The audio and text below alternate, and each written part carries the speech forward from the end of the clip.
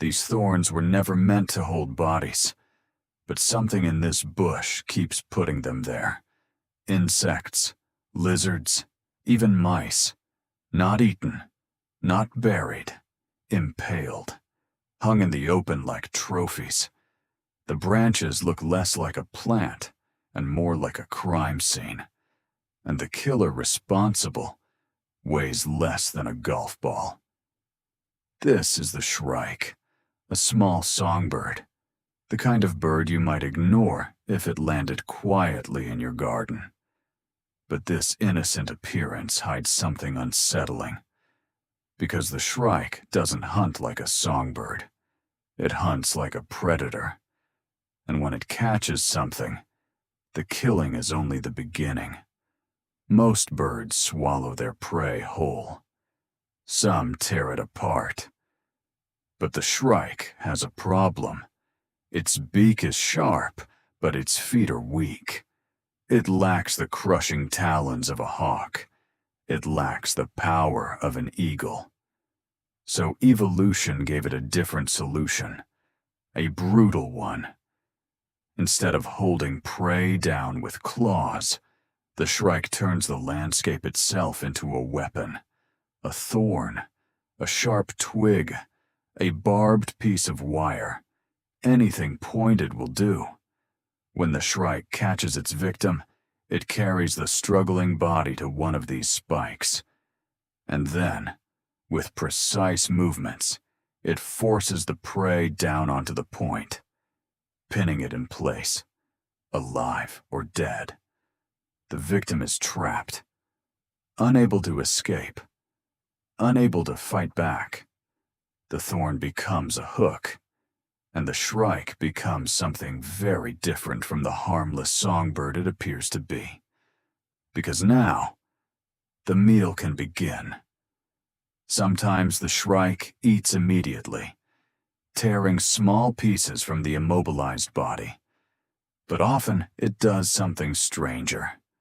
It leaves the victim there, impaled, displayed, and over time more bodies appear. A grasshopper here, a beetle there, a lizard, a mouse. One thorn after another becomes a storage rack, a pantry of victims. Biologists call these collections larders, but they look less like a pantry and more like a warning, a silent display of hunting success. For the shrike, these larders serve several purposes. They allow the bird to store food for later. They help tear prey into manageable pieces. And sometimes, they send a message to rivals.